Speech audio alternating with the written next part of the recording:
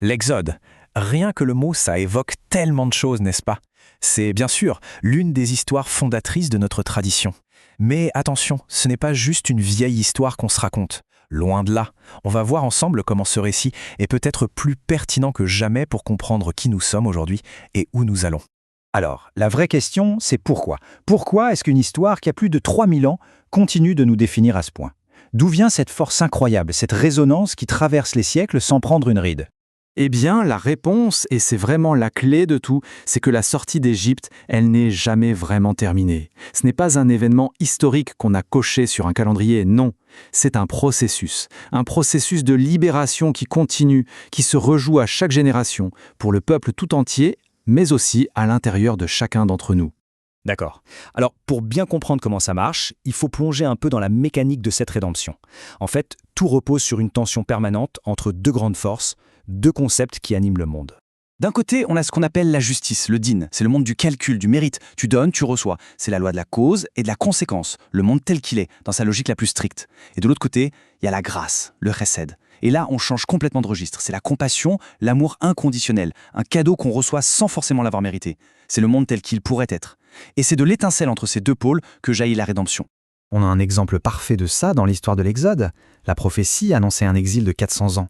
Mais la libération a eu lieu après seulement 210 ans. Alors pourquoi cette avance? Parce que si on s'en était tenu à la justice stricte, au din, le peuple n'était peut-être pas encore tout à fait prêt, pas encore méritant. C'est là que la grâce est intervenue pour, en quelque sorte, accélérer le calendrier. Et c'est ça le point absolument crucial. La libération n'a pas été gagnée uniquement par le mérite. Elle a été déclenchée par un acte de pure bonté, un don.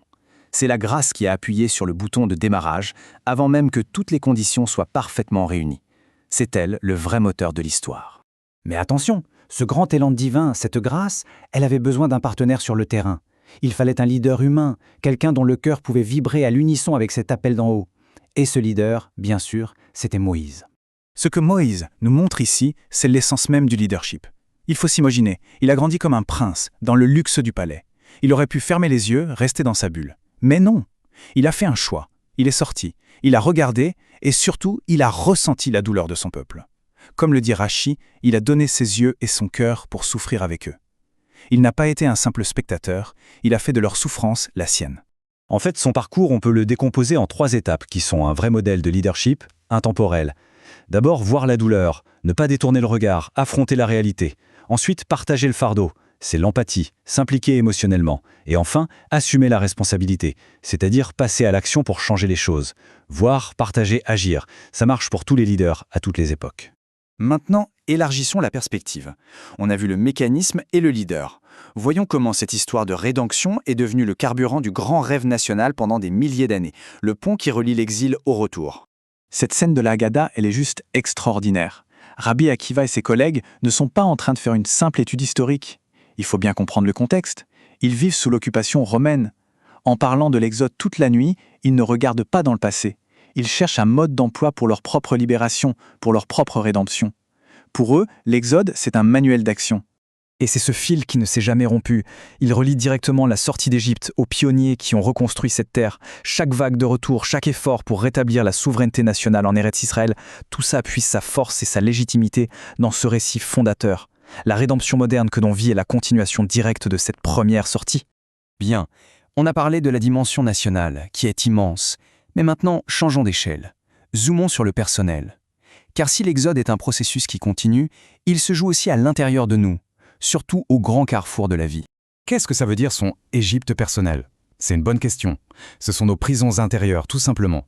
Nos peurs, nos blocages, nos mauvaises habitudes. Bref, tous ces esclavages invisibles qui nous empêchent de réaliser notre plein potentiel. La vraie question, c'est comment on sort de ces Égyptes-là? La tradition nous offre une sorte de boussole. Premièrement, chercher la sagesse, pas juste l'information. Il s'agit de comprendre, pas d'accumuler. Ensuite, consulter un guide, un maître, avoir l'humilité de demander conseil. Se rappeler aussi qu'on ne vit pas seul dans sa bulle, qu'on fait partie d'une histoire collective qui nous dépasse. Et surtout, peut-être le plus important, il faut vivre ces principes, les incarner dans ses choix, pas juste les connaître intellectuellement. On arrive maintenant au message ultime, le plus universel de l'Exode, celui qui va au-delà d'une seule nation pour parler à toute l'humanité. C'est ici que l'histoire atteint son sommet, parce que la libération d'un peuple, ce n'était que la première étape. Le véritable but, c'était d'introduire dans le monde une idée absolument révolutionnaire sur la nature même de l'être humain.